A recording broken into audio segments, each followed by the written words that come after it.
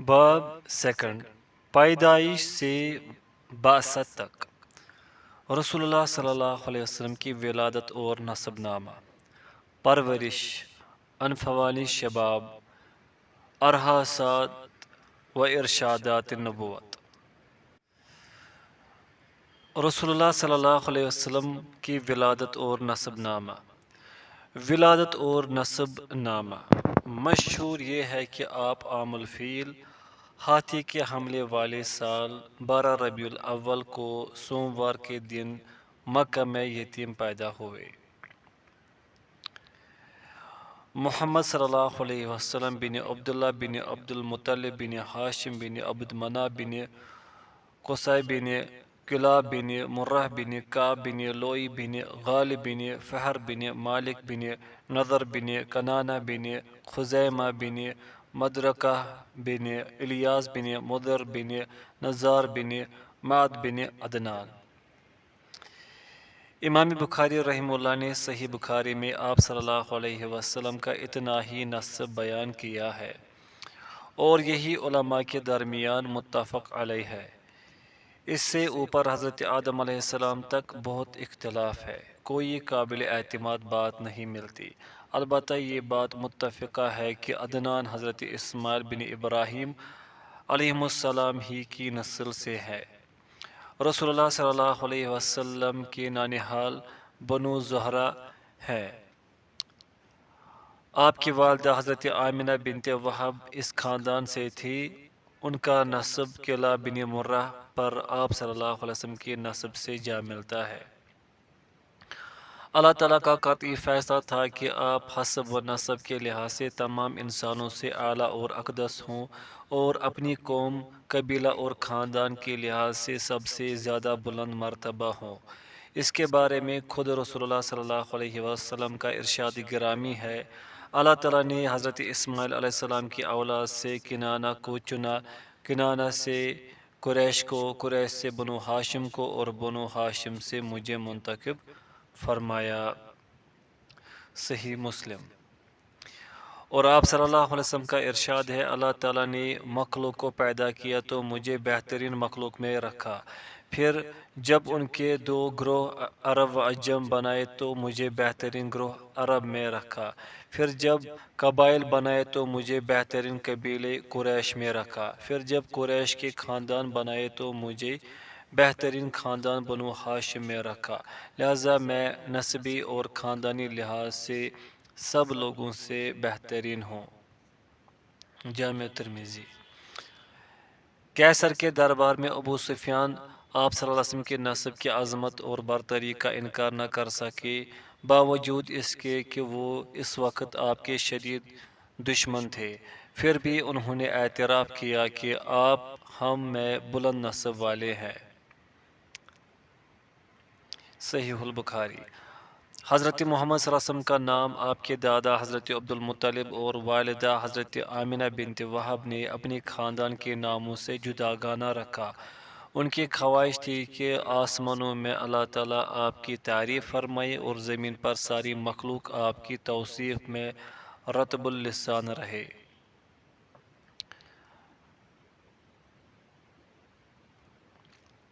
اعلیٰ نسب کی حکمتیں اور فوائد۔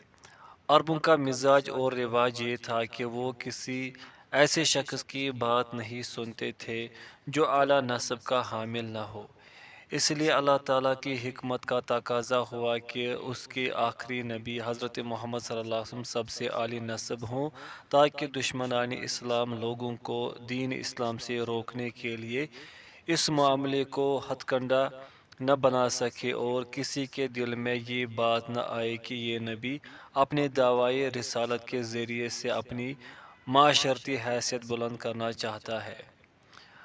رسول اکرم صلی اللہ علیہ وسلم کے عرب ہونے کا تقاضا ہے کہ ہر مسلمان عربوں سے بحیثیت قوم محبت رکھے، البتہ ہر فرد کے ساتھ محبت رکھنا ضروری نہیں، کیونکہ افراد تو اسلام سے منحرف بھی ہو سکتے ہیں، اس صورت میں ان کے افعال سے نفرت ہوگی نہ کہ قوم عرب سے۔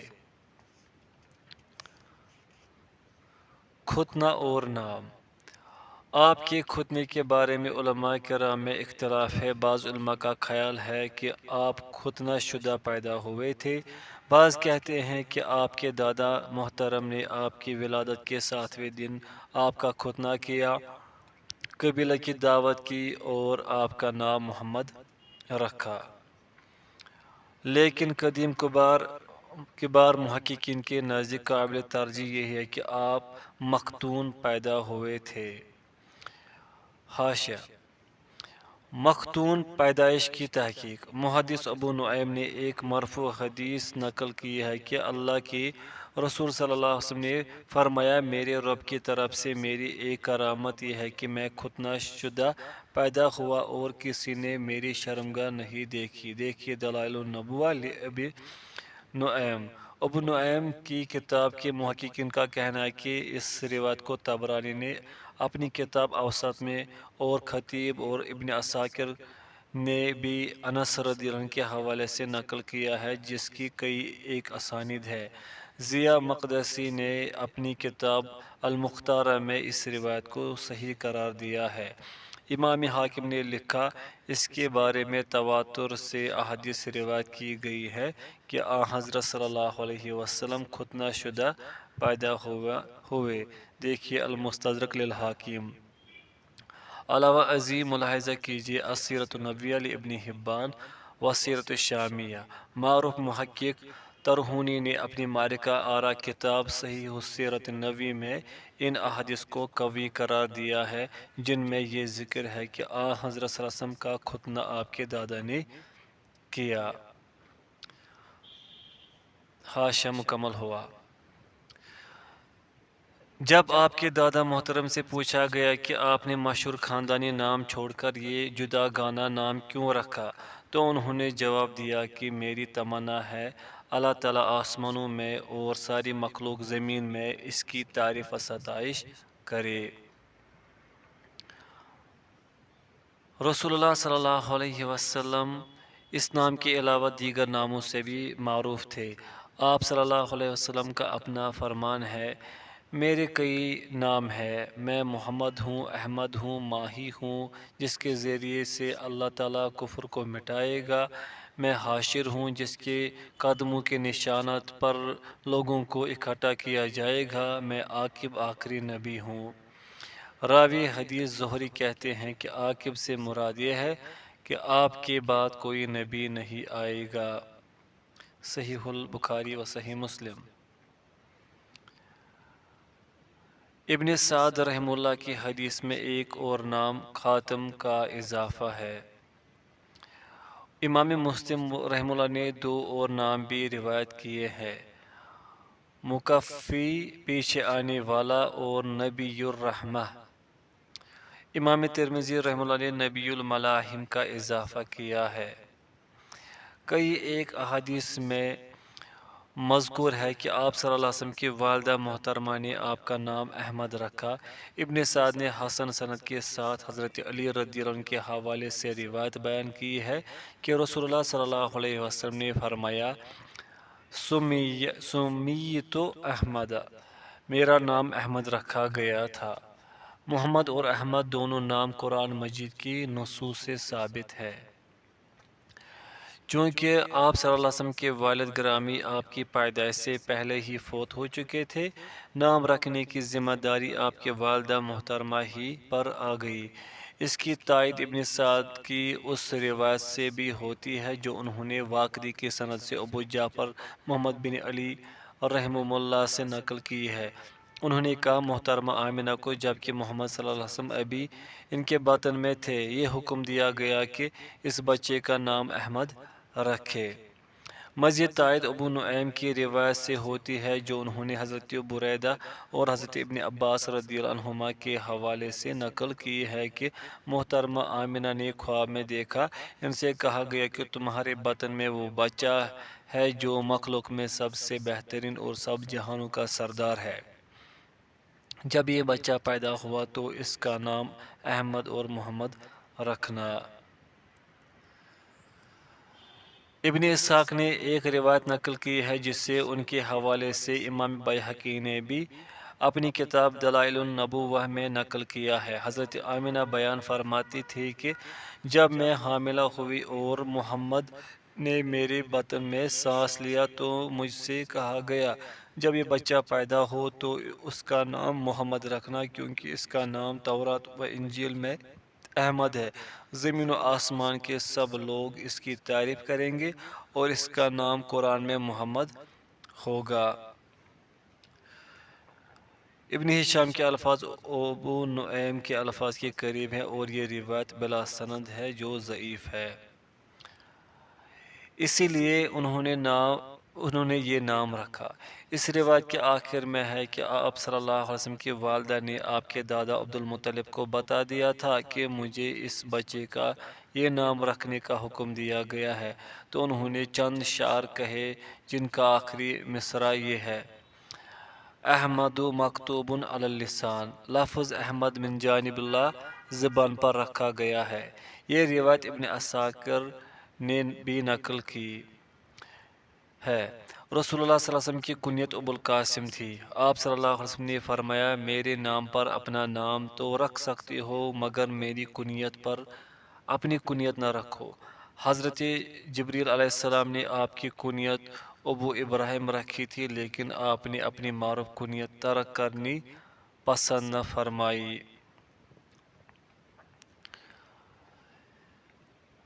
اس امر پر علماء کا اختلاف ہے، کیا اب رسول اللہ صلی اللہ علیہ وسلم والی کنیت رکھی جا سکتی ہے اور کیا آپ کے نام اور کنیت دونوں کسی شخص کے لیے اکٹھے کیے جا سکتے ہیں؟ جواب میں کہا گیا ہے آپ صلی اللہ علیہ وسلم والی کنیت کی ممانعت صرف آپ کی زندگی میں تھی، البتہ آپ کے نام اور کنیت کو جمع کرنا درست نہیں۔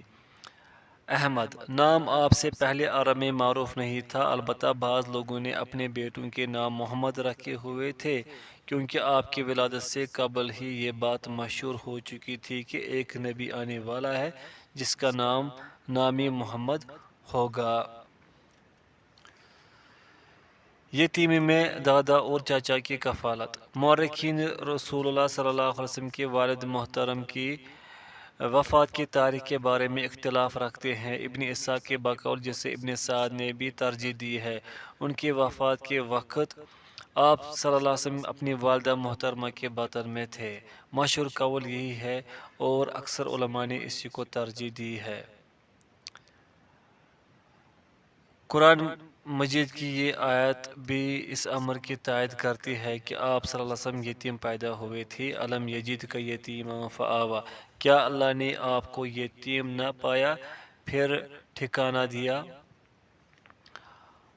علامہ سہیلی نے آپ صلی اللہ علیہ وسلم کے والد محترم کی وفات کے بارے میں لکھا ہے، بتایا جاتا ہے کہ آپ صلی اللہ علیہ وسلم کے والد محترم فوت ہوئے تو آپ اپنی والدہ کے پیٹ میں تھے، لیکن اکثر علماء اس بات کے قائل ہیں کہ آپ اس وقت پیدا ہو چکے تھے اور جھولے میں تھے۔ ایک قول یہ ہے کہ آپ 2 ماہ کے تھے، بعض نے اس سے زائد بھی کہا ہے۔ مثلا ایک قول یہ ہے کہ آپ 28 ماہ کے تھے کہ آپ کی والد فوت ہوئے۔ اس کی تائید میں حضرت عبدالمطلب کی یہ اشعار پیش کیے جاتے ہیں جن میں وہ ابو طالب سے کہتے ہیں: اے عبد مناف ابو طالب کا نام، میں تجھے وصیت کرتا ہوں کہ میرے بعد اس یتیم کا خیال رکھنا، اسے اس کا باپ جھولے میں پڑا چھوڑ گیا ہے۔ عبدالمطلب ابو طالب سے 18 سال بڑے تھے۔ شامی نے علامہ سہیلی کے اس بیان پر، جس سے متعدد علماء متفق ہیں، تبصرہ کرتے ہوئے لکھا ہے: میں کہتا ہوں حقیقت یہ ہے کہ یہ اکثر علماء کا قول نہیں، البتہ بہت سے علماء اس کے قائل ہیں۔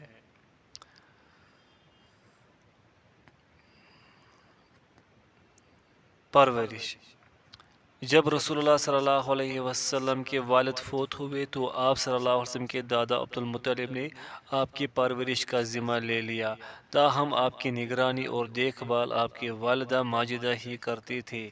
آپ صلی اللہ علیہ وسلم کے والد محترم مدینہ منورہ میں فوت ہوئے، جہاں ان کے ننیحال یعنی ان کے والد عبد المطلب کے ماموں بنو عدی بن نجار رہتے تھے۔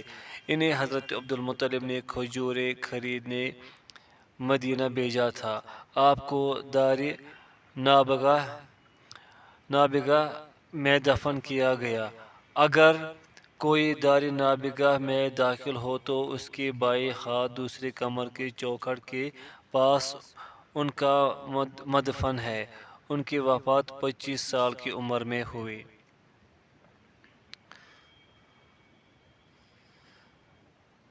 بنو سعد کے علاقے سے واپسی کے بعد آپ صلی اللہ علیہ وسلم اپنی والدہ ماجدہ کی نگرانی اور دادا محترم کی سرپرستی میں رہے۔ جب آپ صلی اللہ علیہ وسلم کی عمر 6 سال ہوئی تو آپ کی والدہ آمینہ بمقام ابوا وفات پا گئی۔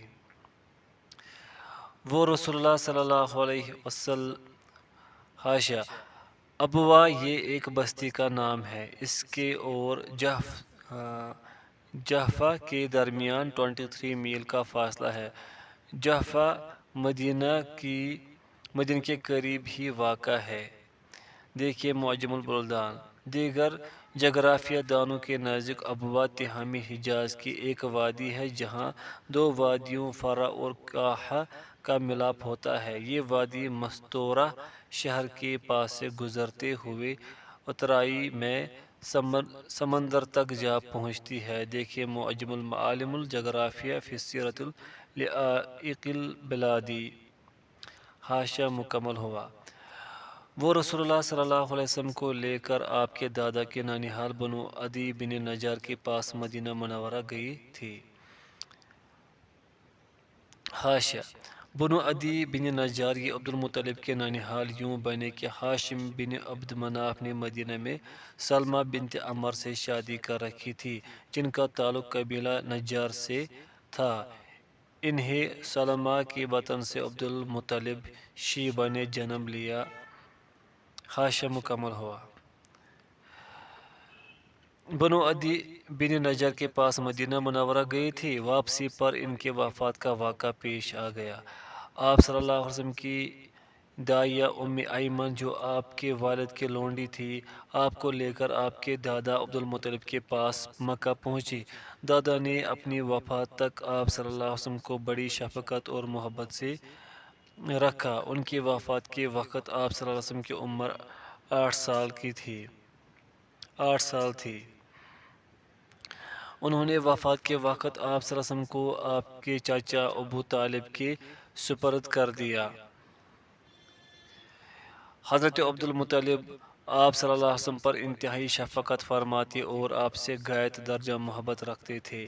ان کی محبت و شفقتگی کے کئی واقعات منقول ہیں۔ ایک واقعہ ابو یعلا نے بیان کیا ہے کہ ایک دفعہ عبد المطلب نے آپ صلی اللہ علیہ وسلم کو گمشدہ اونٹ ڈھونڈنے بھیجا۔ اونٹ کی تلاش میں آپ کو دیر ہو گئی تو دادا نہایت غمگین ہوئے۔ انہوں نے فوراً بیت اللہ کا طواف شروع کر دیا اور بار بار یہی شعر پڑھتے رہے: رب رد الی راکبی محمدا یا رب ردہ واصنع عندی یدا۔ رب کریم میرے سوار محمد کو میرے پاس واپس بھیج دے۔ رب کریم اسے ضرور واپس بھیج دے اور مجھ بوڑھے پر احسان فرما۔ اور جب آپ صلی اللہ علیہ وسلم اونٹ لے کر واپس آ گئے تو عبد المطلب نے قسم کھائی کہ آج کے بعد آپ کو کبھی کسی کام کے لیے نہیں بھیجوں گا، نہ کبھی اپنے سے جدا کروں گا۔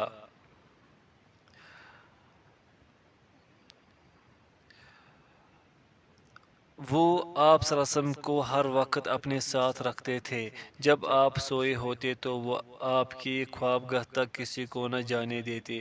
عبد المطلب کی خصوصی مسند پر ان کے سوا کوئی نہیں بیٹھ سکتا تھا۔ کعبہ کے سائے میں ان کی مسند بچھی ہوئی اور ان کے بیٹے ارد گرد بیٹھے ہوتے، مگر آپ صلی اللہ علیہ وسلم اپنے دادا کے ساتھ مسند پر بیٹھتے تھے۔ سیرت کی کتابوں میں لکھا ہے کہ حضرت ابو طالب بھی آپ صلی اللہ علیہ وسلم سے بے انتہا محبت کرتے تھے۔ سوتے تو آپ کو اپنے قریب سلاتے، باہر جاتے تو آپ کو ساتھ لے کر جاتے، جب تک آپ نہ آتے کھانا نہ کھاتے اور آپ کے لیے خصوصی کھانا پکواتے تھے۔ ساری زندگی آپ وسلم کی حفاظت اپنی جان سے بڑھ کر کی، حتیٰ کہ ہجرت سے 3 سال پہلے وفات پا گئے۔ یتیمی کی حکمت۔ اللہ تعالیٰ کا منشا یہ تھا کہ رسول اللہ صلی اللہ علیہ وسلم یتیم پیدا ہو اور اپنے والد، والدہ اور دادا کی دائرہ تربیت سے دور رہے۔ آپ صلی اللہ علیہ وسلم کے والد محترم تو آپ کی پیدائش سے پہلے ہی فوت ہو چکے تھے۔ پھر آپ صلی اللہ علیہ وسلم نے اپنی ابتدائی بچپن کا اکثر حصہ اپنے خاندان سے دور بنو سعد کی صحرا میں بسر کیا۔ آپ صلی اللہ علیہ وسلم ان کی خدمت میں بہت کم رہے اور والدہ محترمہ کی وفات کے کچھ عرصہ بعد آپ کے دادا بھی اللہ کو پیارے ہو گئے۔ یقیناً اس میں کئی حکمتیں ہوں گی۔ سب سے بڑی حکمت یہ معلوم ہوتی ہے کہ کوئی باطل پرست دلوں میں یہ شک پیدا نہ کر سکے اور لوگوں کے دلوں میں یہ وہم نہ ڈال سکے کہ آپ صلی اللہ علیہ وسلم نے اپنی دعوت و رسالت کا سبق بچپن ہی سے اپنے والدین یا دادا سے حاصل کیا تھا، تاکہ نبوت کا کھٹ راگ رچا کر دنیا میں عزت و جاہ حاصل کر سکے، کیونکہ آپ کے دادا محترم کو اپنی قوم میں قابل فخر مقام حاصل تھا۔ حاجیوں کو پانی پلانے اور کھانا کھلانے کی سعادت اور عہدے انہیں حاصل تھے۔ آپ کی یتیمی میں ہر دور اور ہر مقام کے یتیموں کے لیے یہ اسوہ ہے کہ یتیمی اللہ تعالیٰ کی طرف سے سزا اور عذاب نہیں کہ وہ یتیم کو اعلیٰ مراتب پر فائز ہونے سے روک دے۔ بوقت ولادت نبوت کے ارحاسات و اشارات۔ آپ صلی اللہ علیہ وسلم کی پیدائش کے ساتھ ہی ایسے اشارات ظاہر ہونے لگے جو آپ صلی اللہ علیہ وسلم کے نبی بننے پر دلالت کرتے تھے۔ بعض تو انتہائی صحیح سندوں کے ساتھ ثابت ہے۔ مثلا خود آپ صلی اللہ علیہ وسلم کا ارشاد ہے، میں اپنے باپ حضرت ابراہیم علیہ السلام کی دعا کا نتیجہ ہوں، حضرت عیسیٰ علیہ السلام کی خوشخبری کا مصداق ہوں، میں بطن مادر ہی میں تھا، میری والدہ کو خواب میں نظر آیا کہ ان کے وجود مبارک سے ایک نور نکلا جس سے علاقہ شام میں بصرہ شہر کے محل چمک اٹھے۔ مسند احمد۔ ابن اسحاق، ابن سعد، امام حاکم اور امام احمد بن حنبل کی ایک روایت میں آپ صلی اللہ علیہ وسلم کے رضاء والدہ حضرت حلیمہ سعدیہ کا بیان ہے کہ آپ صلی اللہ علیہ وسلم کی والدہ محترمہ حضرت آمنہ نے فرمایا، جب میں نے اپنے بچے محمد کو جنم دیا تو اس نے اپنے ہاتھ زمین پر رکھے ہوئے تھے اور سر آسمان کی طرف اٹھا رکھا تھا۔ ابن اسحاق کی اس روایت کی سند منقطع ہے اور اس میں ایک راوی فضالہ ضعیف ہے۔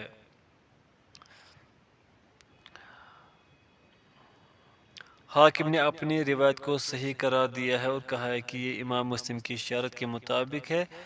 ذہبی نے اس پر ان کی موافقت کی ہے اور یہ سند حسن ہے۔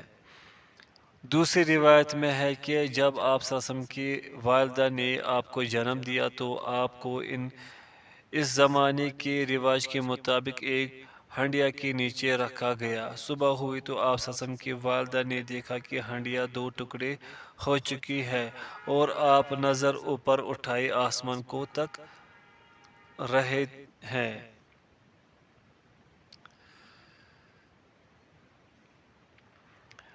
بعض ایسی باتیں بھی ہیں جو اگرچہ صحیح سندوں کے ساتھ ثابت نہیں مگر مشہور ہے۔ مثلا یہ کہ جب آپ صلی اللہ علیہ وسلم پیدا ہوئے تو کسریٰ کے محل کے 14 کنگرے ٹوٹ گئے اور مجوسیوں نے اپنے بڑی عبادت خانے میں عبادت کے لیے جو آگ جلا رکھی تھی وہ بجھ گئی۔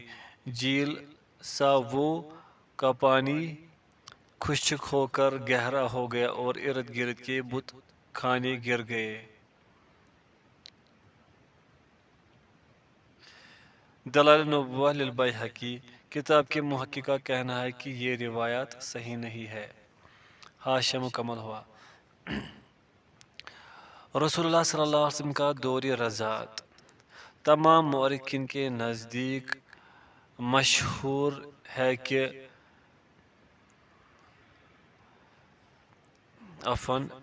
ساوہ کا ہم پڑھیں گے حاشیہ۔ ساوہ رے اور ہمدان کے درمیان ایک شہر ہے جو ان دونوں سے 30% 166 کلومیٹر تقریباً کے فاصلے پر ہے۔ اس کے باسی شافعی المسلک ہیں۔ اس کے قریب ہی شیعہ باسیوں کا ایک شہر آوا کے نام سے آباد ہے۔ 617 ہجری 1220 عیسوی میں تتاریوں نے ان دونوں شہروں کی اینٹ سے اینٹ بجا دی اور تمام شہریوں کو قتل کر دیا۔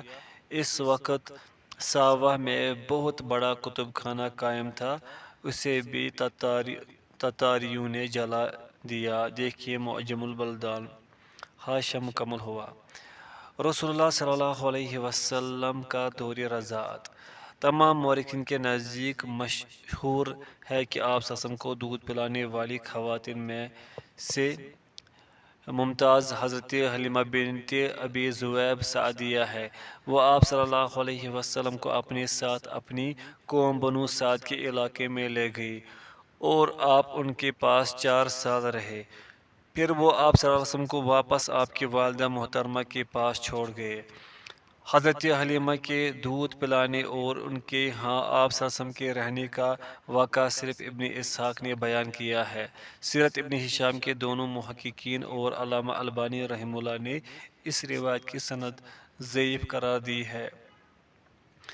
مورخ ابن اسحاق کے الفاظ یہ ہے: رسول اللہ صلی اللہ علیہ وسلم کی رضائی ماں حضرت حلیمہ بنت ابی ذؤیب سعدیہ بیان کرتی ہیں، میں اپنے خاوند کے ساتھ اپنے علاقے سے نکلی۔ میرے ساتھ میرا ایک دودھ پیتا بچہ تھا۔ ہمارے خاندان بنو سعد بن بکر کی اور بھی بہت سی عورتیں تھیں۔ ہمارا مقصد دودھ پینے والے بچے تلاش کرنا تھا۔ ان دنوں قحط پڑا ہوا تھا، ہمارے پاس کھانے پینے کی کوئی چیز نہیں بچی تھی۔ میں اپنی چتکبری گدھی پر سوار تھی، ہمارے ساتھ ہماری ایک اونٹنی بھی تھی، مگر اللہ کی قسم وہ دودھ کا ایک قطرہ نہیں دیتی تھی۔ ہمارا بچہ بھوک کے مارے ساری رات روتا رہتا تھا، اس کی وجہ سے ہم بھی ساری رات نہیں سو سکتے تھے۔ نہ میری چھاتی میں اتنا دودھ تھا جو اسے کفایت کرتا اور نہ ہماری اونٹنی کے تھنوں میں جو اس کی غذا بنتا۔ البتہ ہم اللہ تعالیٰ سے بارش اور خوشحالی کے امیدوار تھے۔ میری گدھی کمزوری اور بھوک کی وجہ سے تیز نہیں چل سکتی تھی۔ قافلے والے مجھ سے تنگ آ گئے تھے۔ بالآخر ہم گرتے پڑتے مکہ پہنچ گئے۔ ہم سب عورتیں بچے تلاش کرنے لگیں۔ ہم میں سے ہر عورت کو محمد رسول اللہ کی پیشکش کی گئی۔ جب یہ کہا جاتا کہ بچہ یتیم ہے تو ہر عورت لینے سے انکار کر دیتی، کیونکہ بچے کے باپ سے تو کچھ ملنے کی امید ہوتی تھی۔ ہم کہتے، یتیم بچہ، بھلا اس کی ماں اور دادا ہمیں کیا دے سکتے ہیں، اس لیے ہم اسے لینا نہیں چاہتی تھی۔ میرے ساتھ آنے والی دوسری تمام عورتوں کو کوئی نہ کوئی بچہ مل گیا، مگر میں خالی ہاتھ تھی۔ جس رات واپسی کا پروگرام بنا، میں نے اپنے شوہر سے کہا، بخدا میں یہ نہیں چاہتی کہ سب عورتیں تو بچے لے جائیں اور میں خالی ہاتھ جاؤں، میں اس یتیم کو لے آتی ہوں۔ میرے شوہر نے کہا، کوئی حرج نہیں، لے آؤ، شاید اللہ تعالیٰ ہمارے لیے اسی میں برکت رکھ دے۔ میں اسے لے آئی۔ اللہ کی قسم میں نے اسے مجبوراً لیا تھا، کیونکہ مجھے کوئی اور بچہ نہیں ملا تھا۔ جب میں محمد صلی اللہ علیہ وسلم کو لے کر اپنے خیمے میں واپس آئی اور اس کا منہ پستان سے لگایا تو دودھ اترنے لگا اور اس نے جی بھر کر دودھ پیا۔ میرے بچے نے بھی خوب سیر ہو کر دودھ پیا اور دونوں سکون سے سو گئے، جبکہ اس سے پہلے ہمیں نیند ہی نہیں آتی تھی۔ میرا خاوند اپنی اونٹنی کی طرف بڑھا تو دیکھا کہ اس کے تھن دودھ سے بھرے ہوئے ہیں۔ اس نے خوب دودھ دھوا، اس نے بھی سیر ہو کر پیا اور میں نے بھی۔ ہم سب خوب سیراب ہوئے اور ہماری وہ رات عرصہ دراز کے بعد خوب گزری۔ میرا شوہر کہنے لگا، حلیمہ اللہ کی قسم سچ پوچھو تو تم نے بڑی مبارک روح حاصل کی ہے۔ میں نے کہا اللہ کی قسم میرا بھی یہی یقین ہے۔ پھر ہم نے واپسی کا سفر شروع کیا۔ میں آپ صلی اللہ علیہ وسلم کو لے کر اسی گدی پر بیٹھ گئی۔ اللہ کی قسم میں تو سارے قافلے سے آگے نکل گئی۔ کوئی جانور میری گدی کا مقابلہ نہ کر سکتا تھا۔ میری ساتھی عورتیں تعجب سے کہتی تھی، ابو ذؤیب کی بیٹی تیرا ستیانہ، ذرا ہم پر ترس کھا، کیا یہ وہی گدی ہے جس پر تو آئی تھی؟ میں انہیں کہتی واللہ یہ وہی گدی ہے۔ وہ حیران سے کہتے اللہ کی قسم اس میں کوئی خاص بات ہے۔ ہم اسی طرح اڑتے چلے آئے اور بنو سعد کے علاقے میں اپنے گھر جا پہنچے۔ صورت حال یہ تھی کہ اللہ تعالیٰ کی زمین میں سے کوئی علاقہ ہمارے علاقے سے بڑھ کر قحط زدہ نہیں تھا، مگر آپ صلی اللہ علیہ وسلم کو ساتھ لانے کے بعد ہماری بکریاں دودھ سے بھری رہتی تھی۔ ہم خوب دودھ دوہتے اور خوب سیر ہو کر پیتے، جبکہ کسی دوسرے گھر کو دودھ کا ایک قطرہ بھی نصیب نہ ہوتا۔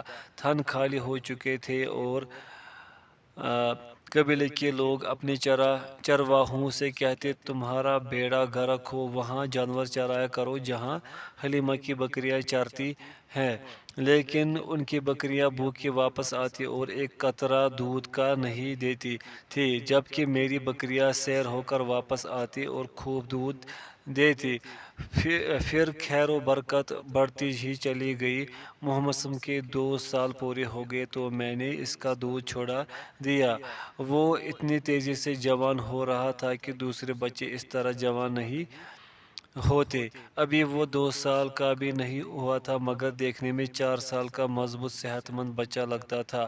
ہم مجبوراً اسے اس کی والدہ کے پاس لے تو آئے، لیکن ہماری شدید خواہش تھی کہ وہ ہمارے ساتھ ہی رہے، لیکن کیونکہ ہم نے اس کی برکت کا خوب مشاہدہ کیا تھا، ہم نے محمد صلی اللہ علیہ وسلم کی والدہ سے درخواست کی کہ آپ اپنے صاحبزادے کو کچھ دیر اور ہمارے پاس رہنے دیں تاکہ یہ خوب مضبوط اور جوان ہو جائے۔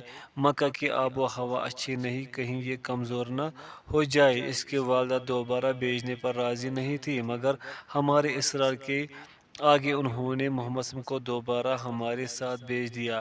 اس کے بعد حضرت حلیمہ نے آپ صلی اللہ علیہ وسلم کے شق صدر کا معجزہ بیان کیا ہے۔ باب